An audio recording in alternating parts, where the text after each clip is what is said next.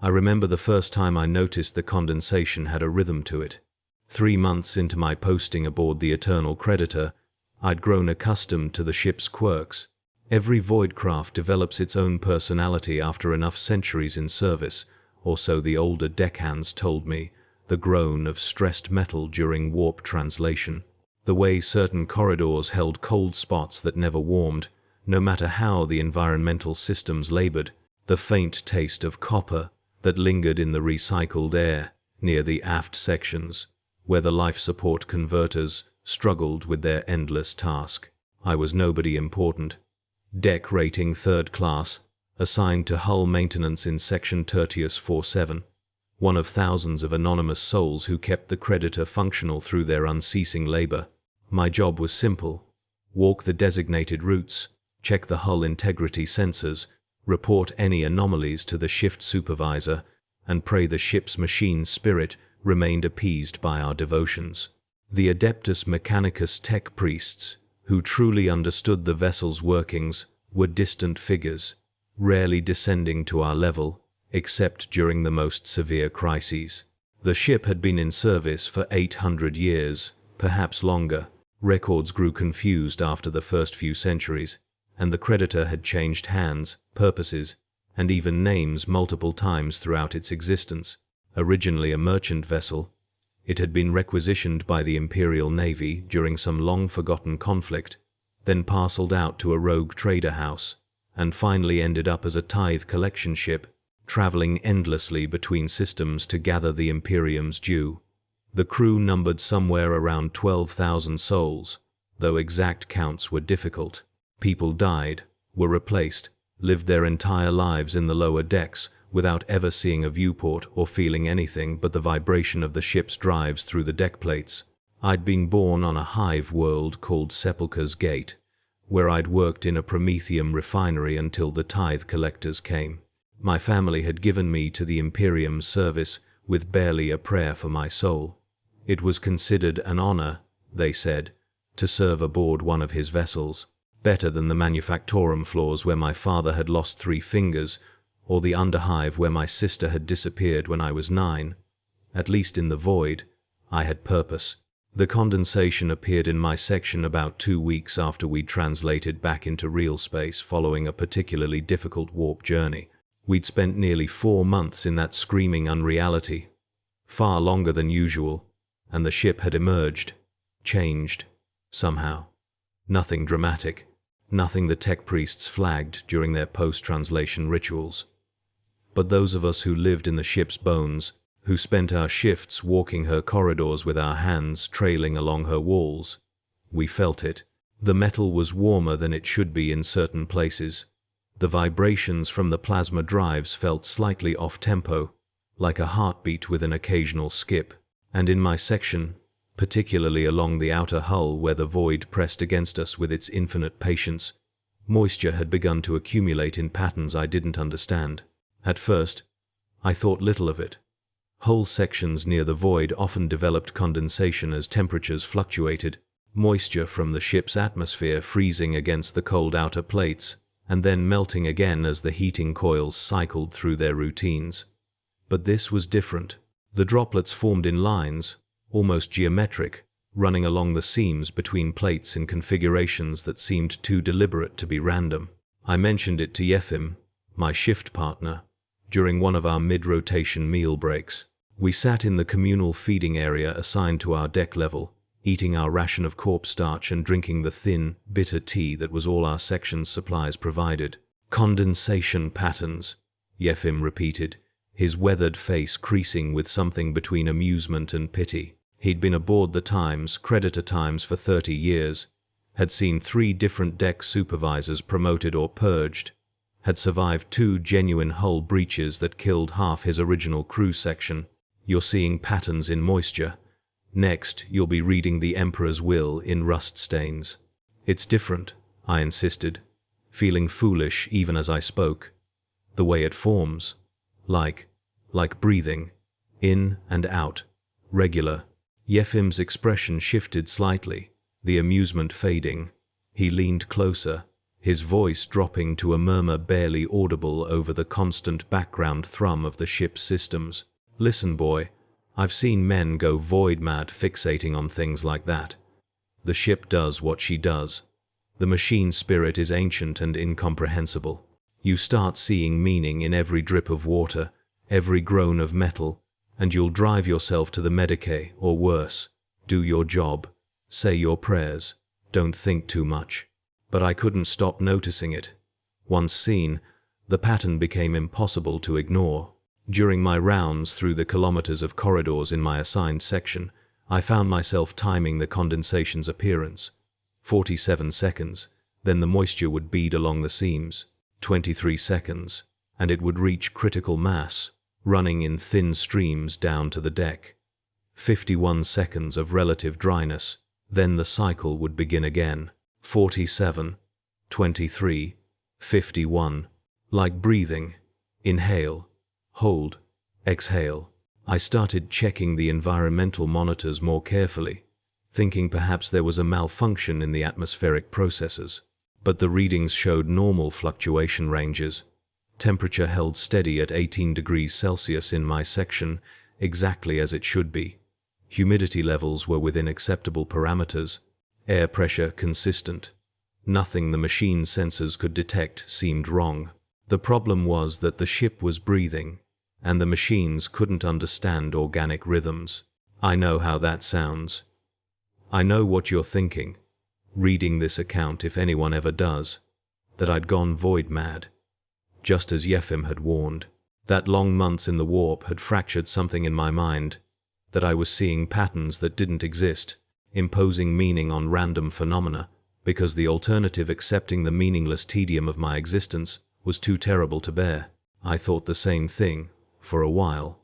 I requested a session with the deck-sanctioned chaplain, confessed my troubled thoughts, received the ritual blessing and admonishment to strengthen my faith. I doubled my devotional prayers, spending my off-shifts in the small shrine maintained by our section, lighting incense and reciting litanies until my throat grew raw. I tried to focus only on my duties, to see the condensation as mere condensation, the warmth as mere warmth. But the ship kept breathing, and I kept noticing. It was during a routine inspection of hull plate 17 Gamma 43 that I found the first anomaly that couldn't be explained away as imagination. The plate in question formed part of the outer hull, one of thousands of armored sections that protected us from void radiation, micrometeorite impacts, and the incomprehensible predations of the warp. My job was to check the integrity sensors embedded in the plate's interior surface, ensure the blessed mechanisms were functioning correctly, and report any deviation from standard readings. The sensors showed the plate's integrity at 94%, well within acceptable parameters for a vessel of the creditor's age. But when I pressed my gloved hand against the metal, following the procedure for manual verification, I felt it move. Not much, just a slight flexing, like muscle beneath skin. In, then out, matching the rhythm I'd been tracking in the condensation patterns. 47 seconds, expanding. 23 held. 51 contracting. I jerked my hand back, my heart suddenly hammering in my chest. The plate looked normal. Heavy grey metal scored with centuries of micro-scarring, the Imperial Aquila barely visible beneath layers of oxidation and grime. I touched it again, more carefully this time, pressing my palm flat against the surface. There. The subtle movement, barely perceptible, but undeniable once you knew to feel for it. The hull was breathing. I should have reported it immediately. Protocol demanded that any unusual hull behavior be flagged to the shift supervisor without delay, but I hesitated, knowing how it would sound. Knowing that reporting the hull was breathing would likely result in a psychiatric evaluation at best, summary punishment for wasting supervisory time at worst. The Imperium had limited patience for workers who caused disruption, who saw problems where the approved instruments detected none.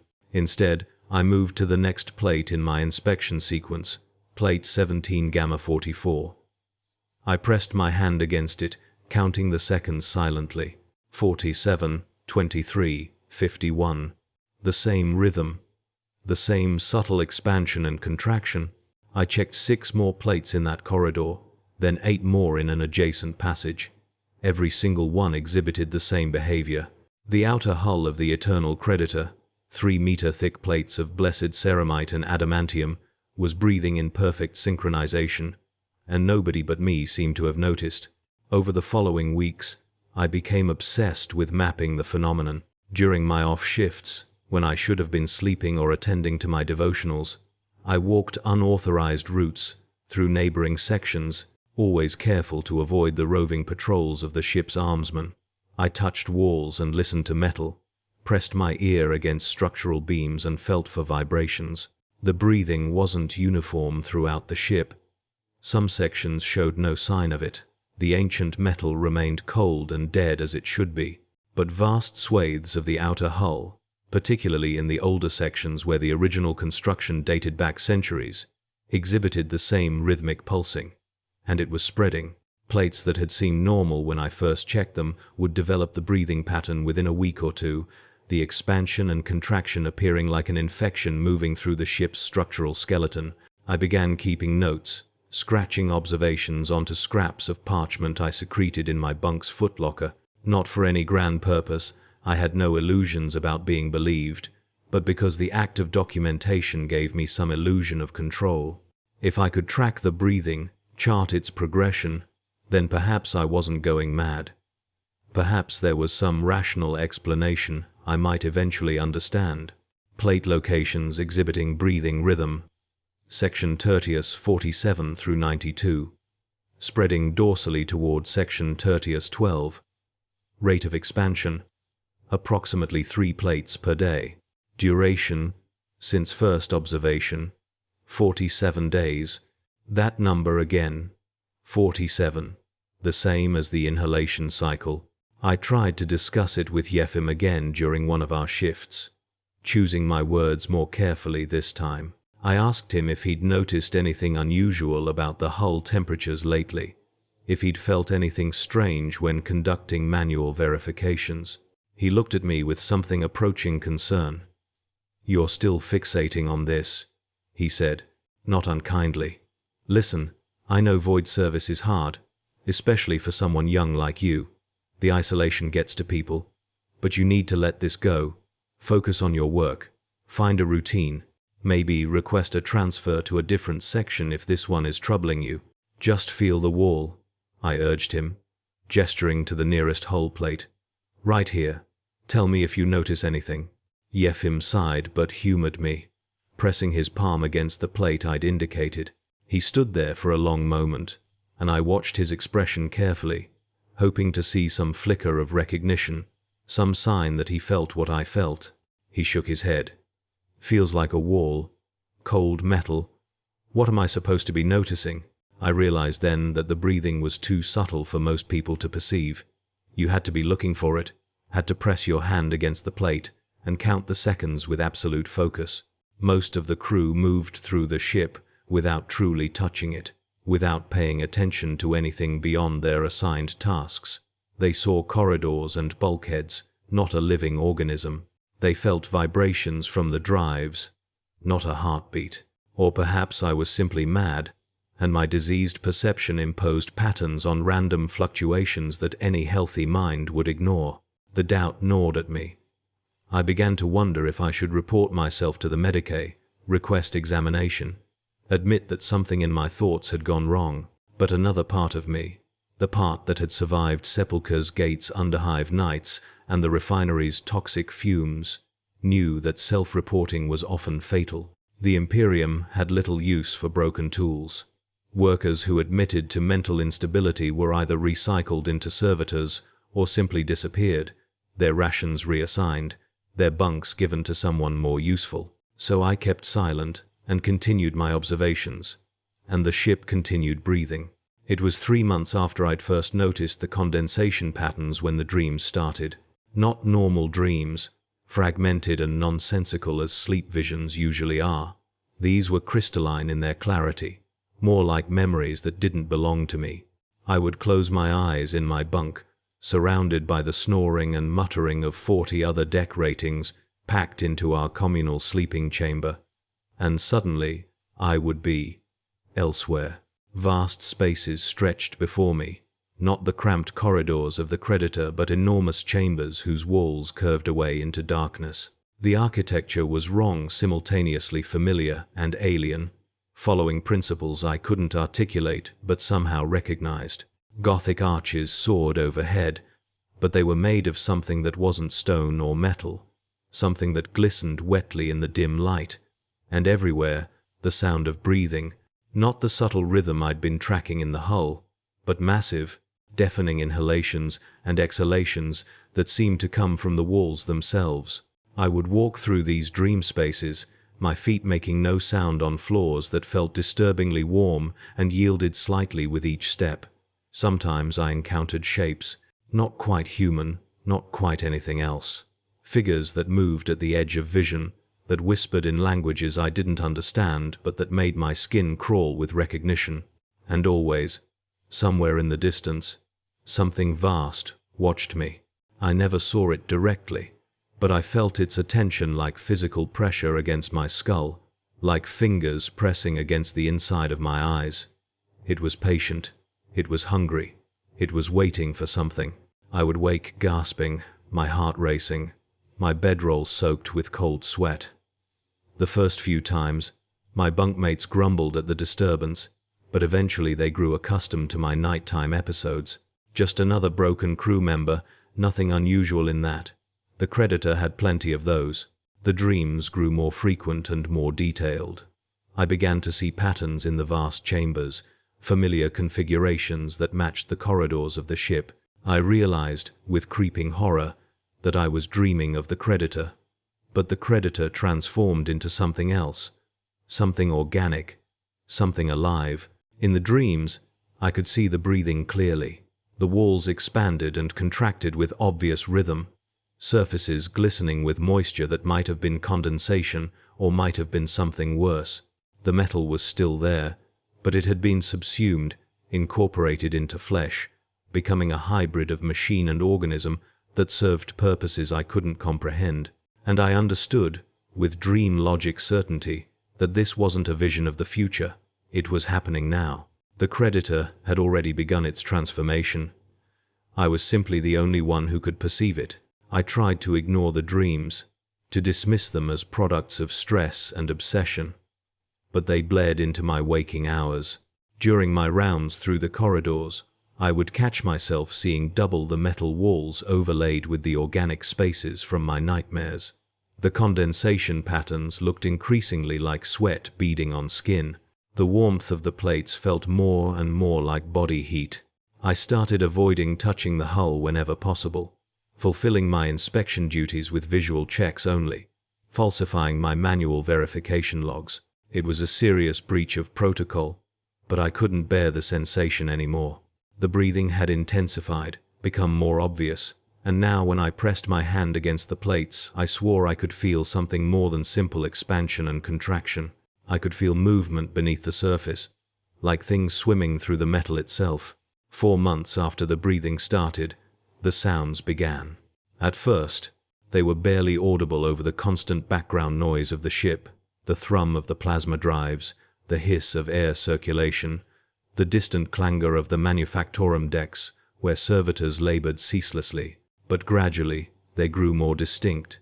Wet sounds, squelching, the slithering rasp of flesh against metal. I heard them most clearly during the quieter periods of my shift, when I was alone in the more remote sections of my assigned route. They seemed to come from inside the walls, from the spaces between the outer hull and the interior corridors. I would stop, pressing my ear against the bulkhead, trying to locate the source. There. A dragging sound, like something massive pulling itself through narrow passages. A gurgling, like fluid moving through tubes that were too small to contain it properly. And underneath it all, that same rhythm. 47, 23, 51.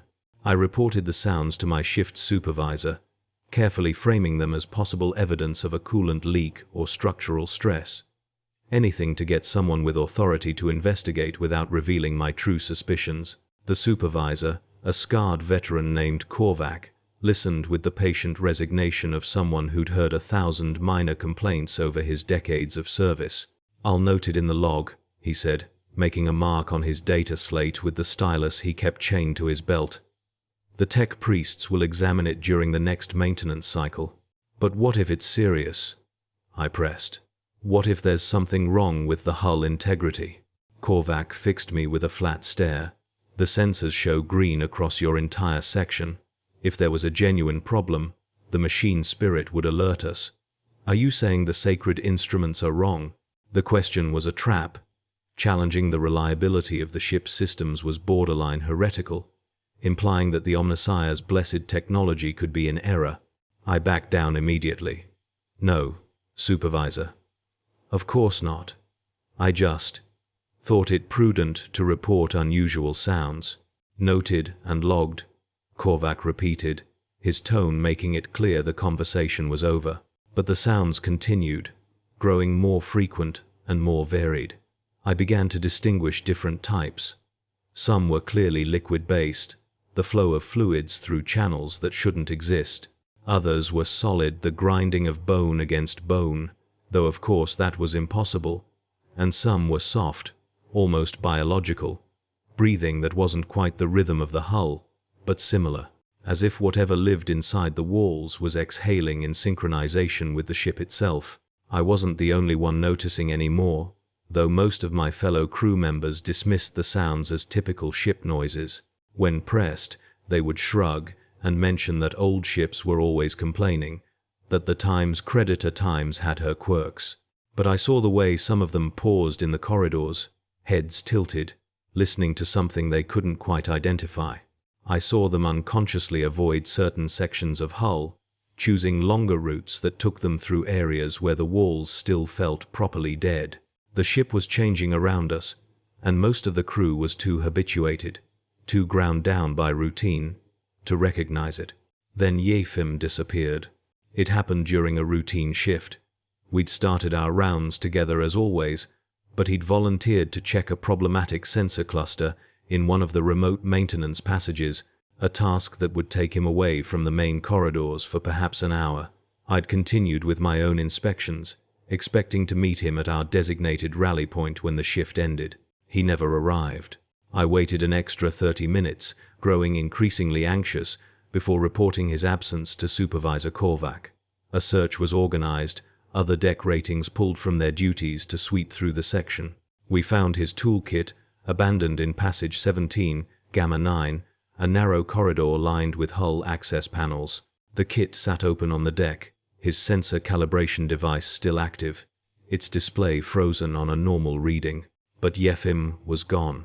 The search continued for 3 days, expanding to neighboring sections, checking maintenance, crawlways, and equipment alcoves. Nothing. No body, no blood, no sign of struggle. One moment he'd existed, the next he'd simply ceased to be, as if the ship had swallowed him whole. The official conclusion was that he'd suffered a medical emergency and wandered into an unmapped space while disoriented, that his body would eventually be found during a more thorough search. But the search was quietly discontinued after those first 3 days, other duties taking priority. Yefim's disappearance, joining the long list of minor mysteries that accumulated aboard a vessel as old as the Times creditor asterisk. I returned to his last known location, to that narrow corridor where his toolkit had been found. The search team had already removed his equipment, reassigned it to another worker, but I stood there in the dim light, listening to the ship around me. The breathing was louder here, more insistent, and when I pressed my ear against the hull, I heard something that made my blood freeze. Screaming. Muffled, distant, but unmistakable. Yefim's voice, hoarse and desperate, calling for help from somewhere inside the walls. I jerked back, my hands shaking. It wasn't possible. The hull was solid metal, 3 meters thick in places. There was no space inside it for anything to exist, let alone for a grown man to be trapped. But I'd heard what I'd heard. I tried to explain it to Korvac, tried to convince him that Yefim was still alive, trapped somehow in the superstructure. The supervisor's patience with me was wearing thin. He listened with poorly concealed irritation before dismissing me. "The hull is solid ceramite and adamantium," he said, speaking slowly as if to a simple child. "There are no spaces inside it large enough to trap a person. What you heard was probably residual stress sounds, metal cooling or expanding, or your own imagination. You've been exhibiting concerning behavior for months now. Perhaps it's time we discussed a transfer to the Medicae section for evaluation." The threat was clear. Either I stopped making problems, or I would be the next one to disappear, though in my case, it would be through official channels, my name marked in red on some roster, my fate sealed by institutional procedure rather than whatever was happening to the ship. I backed down, apologized for wasting the supervisor's time, returned to my duties. But I couldn't shake the memory of that scream, and I couldn't ignore what it implied. The ship wasn't just breathing. It was hollow, or becoming hollow, creating spaces where none should exist, spaces that existed outside normal geometry, accessible only to whatever was transforming the creditor from within. I stopped sleeping properly after Yefim's disappearance. The dreams had become too vivid, too terrible. When I did drift off from sheer exhaustion, I found myself in those vast organic chambers again, but now I wasn't alone. I could see other figures trapped in the walls, their bodies half merged with the strange flesh-metal hybrid that was replacing the ship's structure. I recognized some of them, fellow crew members who'd gone missing over the months since we'd emerged from that long warp transit. Dozens of them, perhaps hundreds, all suspended in various stages of transformation, their mouths open in silent screams, and Yefim was among them. I found him in the dreams, his body pressed against a transparent membrane that pulsed with the ship's breathing rhythm.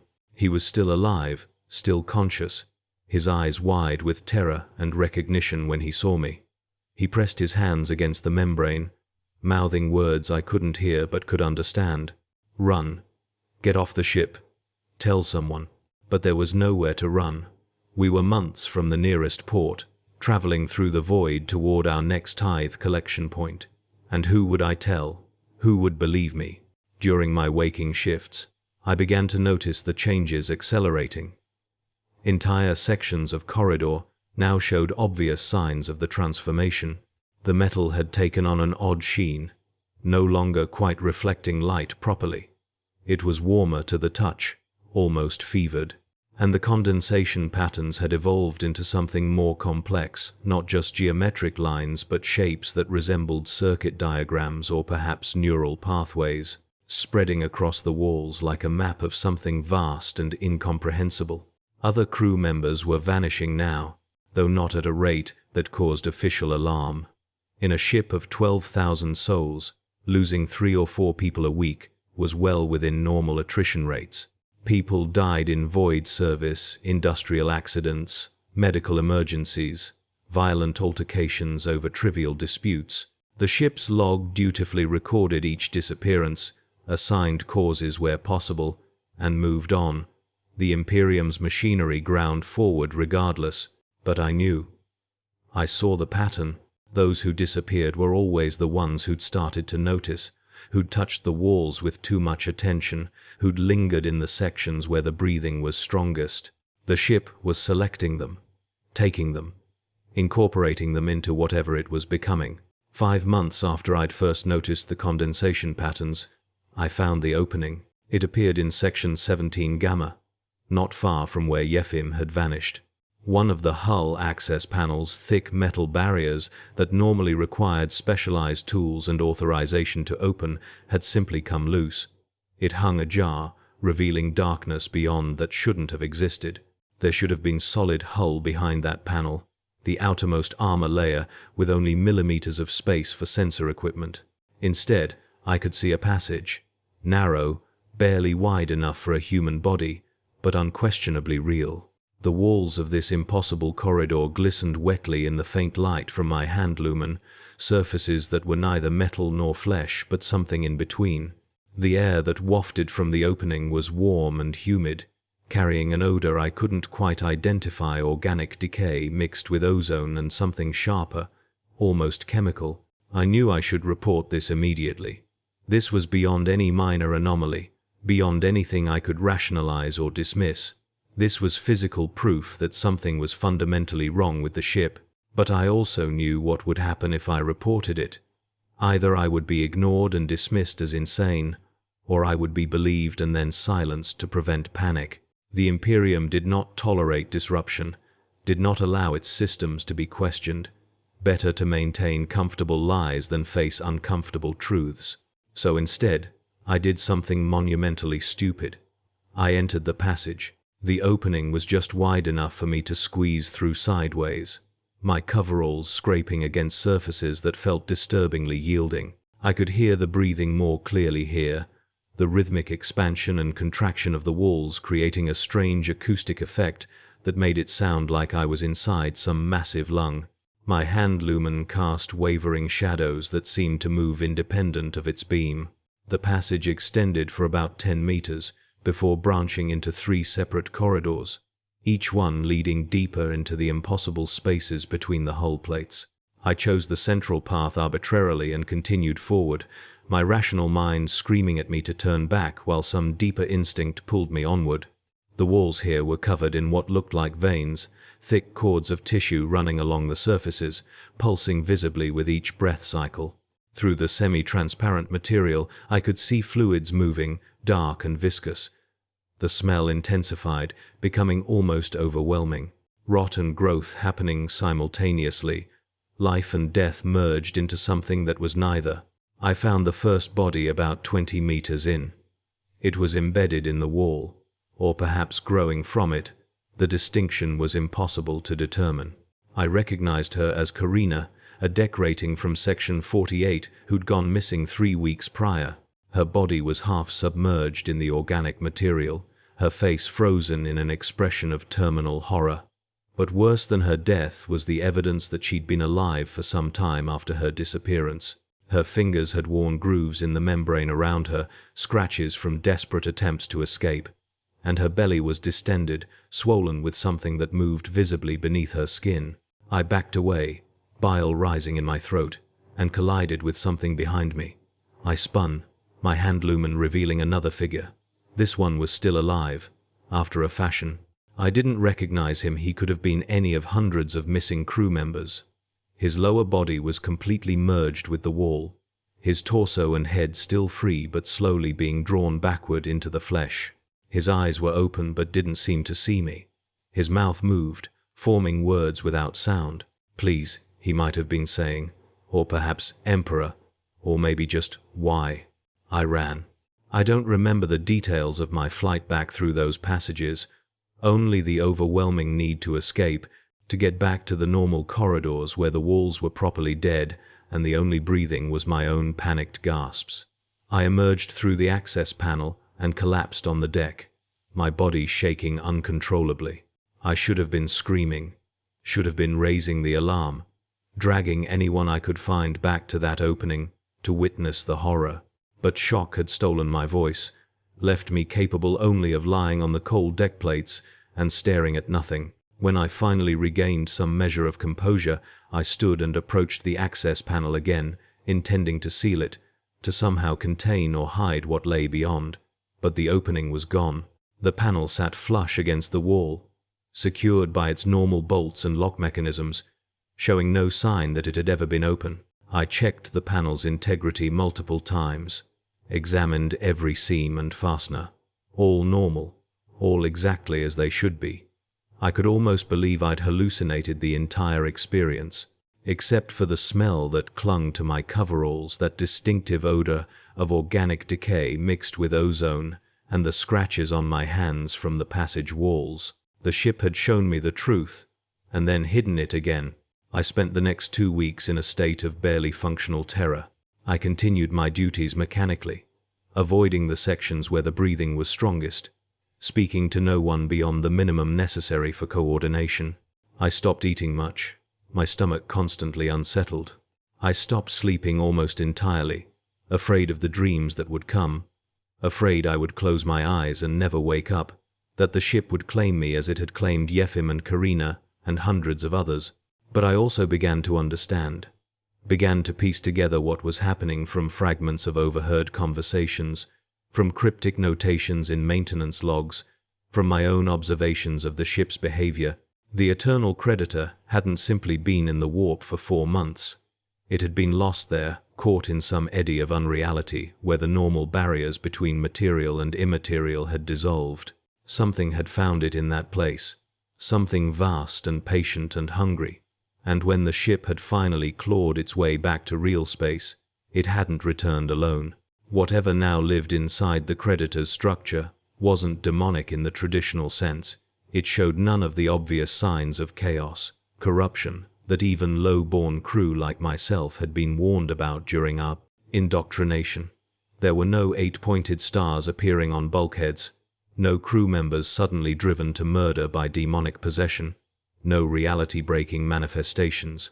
Instead, this was subtle, slow, an infection that worked at the cellular level, converting the ship's structure molecule by molecule into something that could sustain whatever had come aboard. The breathing was its rhythm being imposed on dead matter. The warmth was its metabolism. The impossible passages were its digestive system, breaking down human bodies to fuel its growth. The ship was being eaten from within, transformed into a living vessel for something that thought in timescales we couldn't comprehend, that saw our 12,000 souls not as crew but as nutrients, and it was patient. It could afford to be. It would take years, perhaps decades, to complete the transformation, but eventually every plate of hull would breathe, every corridor would pulse, every crew member would be incorporated into the new organism that the Creditor was becoming, and no one was stopping it, because no one could see it, except those who looked too closely, who paid too much attention, who touched the walls with awareness rather than routine indifference. And those people disappeared before they could spread their observations. I realized, with creeping certainty, that I was next. The ship knew I knew. I could feel its attention on me during my shifts, could sense the way certain corridors seemed to redirect my path, funneling me toward the sections where the transformation was most advanced. Access panels would be mysteriously unsealed when I passed them. The breathing rhythm would synchronize with my own heartbeat, as if trying to entrain my body to its rhythm. It was playing with me, testing me, preparing me for incorporation. I tried to warn people. I cornered Supervisor Korvac during a crew assembly and attempted to explain, tried to articulate what I'd seen in those impossible passages. He listened with increasing alarm, not at my revelations but at my obvious mental deterioration. He called for the Medicaid team immediately. I fled before they could restrain me, disappearing into the lower maintenance levels, where few crew members ventured. I hid in crawlways and equipment alcoves, surviving on pilfered rations, avoiding the regular patrol routes. I knew it was futile. The ship would find me eventually. It had time, but I had to try to leave some record, some warning.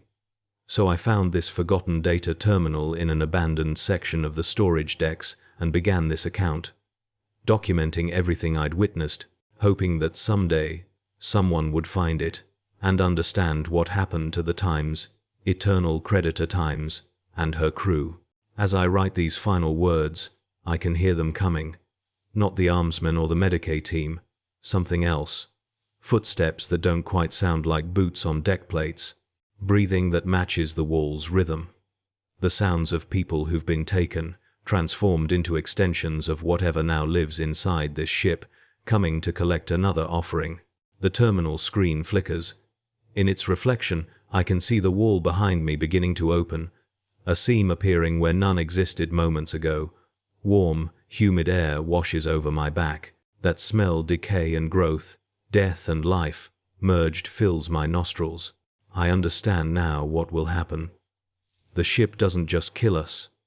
It needs us alive, conscious, aware. Our suffering is part of the process, our fear feeding something more than mere physical hunger. We are the neurons in its growing brain, each of us a single point of anguish contributing to some vast distributed consciousness that spans the entire vessel. Yefim is still screaming somewhere inside the walls.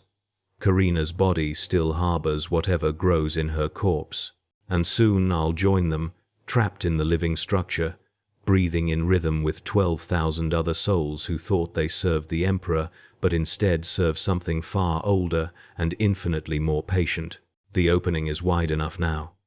I can see the passage extending into impossible distances, walls glistening with moisture that isn't condensation. Shapes move in the darkness, reaching for me with appendages that were once human hands. 47 seconds, 23 seconds, 51 seconds. The ship breathes, and I breathe with it, and soon I'll never breathe anything else again. Emperor, forgive me. Emperor, save me. But the Emperor is far away, entombed on distant terror, and I am here in the belly of something that wears his servant's shape, while consuming it from within. The hands grasp my shoulders. They're warm, almost gentle. They pull me backward into the wall, and the last thing I hear before the membrane closes over my face is the sound of my own screaming, joining the chorus of all the others who noticed too much, who touched the walls with too much attention, who understood too late what it means when your starship starts to breathe.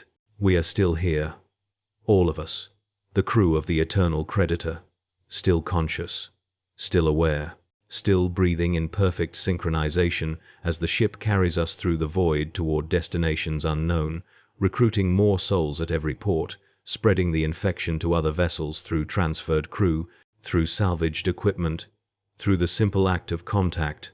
This is not an ending. This is a beginning.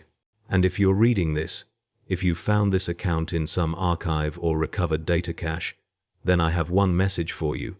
Check your walls. Press your hand against the hull of whatever vessel you serve. Count the seconds. Feel for the rhythm. 47, 23, 51. If you feel it breathing, you're already too late. We'll be waiting for you in the walls. We'll welcome you home. The ship always needs more neurons. The ship is always hungry. The ship breathes forever. And now, so do I.